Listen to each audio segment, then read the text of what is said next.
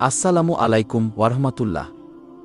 প্রিয় বন্ধুরা, আমাদের রংতুলি ইসলামিক ওয়ার্ল্ডে আপনাদের স্বাগতম।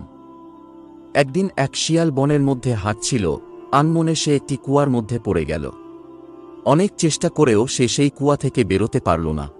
এদিকে একটি ছাগল তৃষ্ণার্ত হয়ে ঘুরতে ঘুরতে কুয়ার পাশে এসে হাজির হল। কুয়ার মধ্যে শিয়ালকে দেখে সে জানতে চাইল, ও শিয়াল ভাই, কুয়াতে কি খাওয়ার মতো পানি আছে? শিয়াল তখন নিজের দুর্বস্থা চেপে গিয়ে হাসি মুখে কুয়োর প্রশংসা করে বলল, এই কুয়োর পানি এতটাই মিষ্টি যে আশপাশের কোথাও এমন পানি পাবে না ভাই। তুমি নিচে নেমে এসে প্রাণ ভরে পানি খাও, আমি বলছি কেউ তোমাকে কিছু বলবে না। শিয়ালের মিষ্টি কথা শুনে দেরি না করে ছাগলও কুয়ার ভেতর লাফিয়ে পড়ল। পেট পুরে পানি খাওয়ার পর শিয়ালকে ধন্যবাদ দিল। ঠিক সেই সময় শিয়াল আমতা আমতা করে তাকে বলল, তারা যে এক ভয়ানক অবস্থায় আটকা পড়েছে। এই ঝামেলা থেকে মুক্ত হওয়ার জন্য ছাগলকে সে বলল, তুমি যদি তোমার সামনের পা দুটো কুয়ার দেয়ালে তুলে মাথা নিচু করে দাঁড়াও, আমি তাহলে তোমার পিঠের ওপর দিয়ে দৌড়ে কুয়ার বাইরে যেতে পারব। আমি একবার বের হতে পারলে তোমাকেও তখন উদ্ধার করতে পারব। ছাগল কোনো চিন্তা ভাবনা না করেই সঙ্গে সঙ্গে শিয়ালের কথা মতো দাঁড়িয়ে গেল।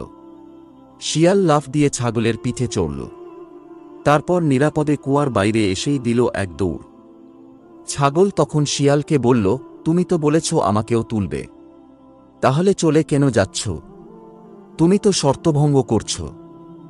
শিয়াল ঘুরে দাঁড়িয়ে বলল, ওরে বুদ্ধু, তোমার শরীরে যত লোম আছে, তোমার মাথায় যদি সেই পরিমাণ বুদ্ধি থাকত, তাহলে ওপরে ওঠার পথ ঠিক না করে তুমি কি আমার কথায় কুয়ায় ঝাঁপিয়ে পড়তে?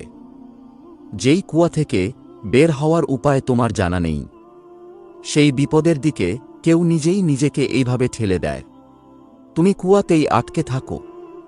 এই বলে চালাক শিয়াল দৌড়ে গভীর বনে হারিয়ে গেল। প্রিয় বন্ধুরা, আমাদের আজকের গল্পটি যদি আপনাদের ভালো লেগে থাকে তাহলে please like, share and subscribe করে আমাদের পাশে থাকুন। নেক্সট ভিডিও পেতে চোখ রাখুন আমাদের রংতুলি ইসলামিক ওয়ার্ল্ড ইউটিউব চ্যানেলে। আমাদের পাশে থাকার জন্য অনেক অনেক ধন্যবাদ।